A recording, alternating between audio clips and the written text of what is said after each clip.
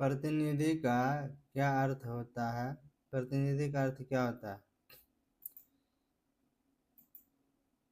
प्रतिनिधि अर्थात नुमाइंदा, रिप्रेजेंटेटिव। नुमाइंदा का क्या मतलब होता है? रिप्रेजेंटेटिव का क्या अर्थ होता है? क्या मीनिंग होता है? नंबर 1, लोगों द्वारा किसी क्षेत्र से चुना गया व्यक्ति। सरकार द्वारा किसी क्षेत्र से चुना गया व्यक्ति, उस क्षेत्र का जाना माना व्यक्ति। इसका सही उत्तर होगा लोगों द्वारा किसी क्षेत्र से चुना गया व्यक्ति।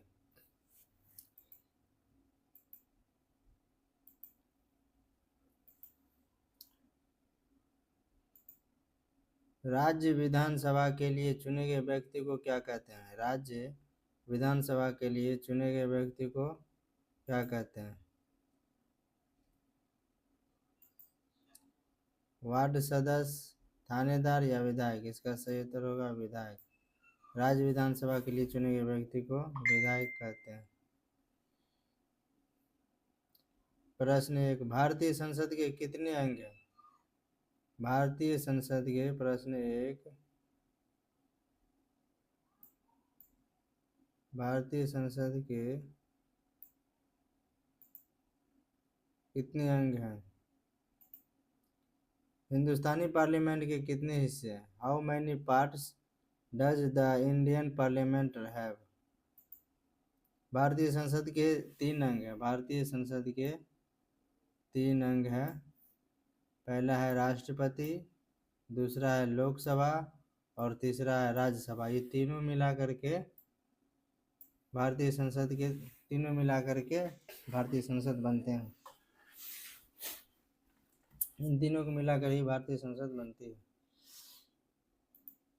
लोकसभा क्या है?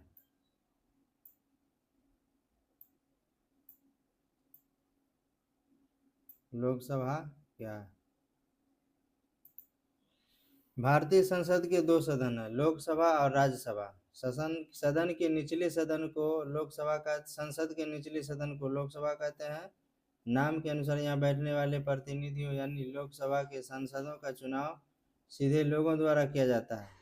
ग्राम पंचायत व राज्य विधानसभा की तरह लोकसभा के लिए भी हर 5 साल में चुनाव करवाए जाते हैं।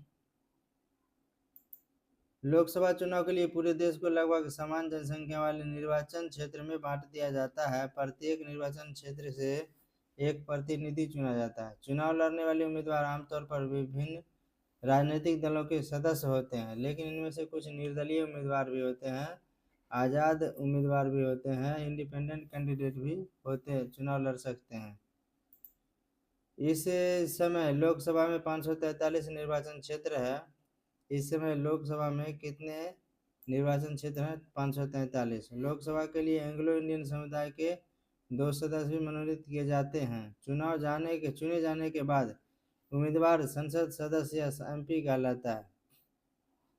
चुनाव जाने इन जीते हुए सांसदों को मिलाकर कुछ लोकसभा बनती है। लोकसभा के सदस्य अपने में से एक अध्यक्ष व एक उपाध्यक्ष चुनते हैं। एंग्लो इंडियन ऐसे व्यक्ति हैं जिनके पिता या पुरुष वंश में कोई पूर्वज यूरोपीय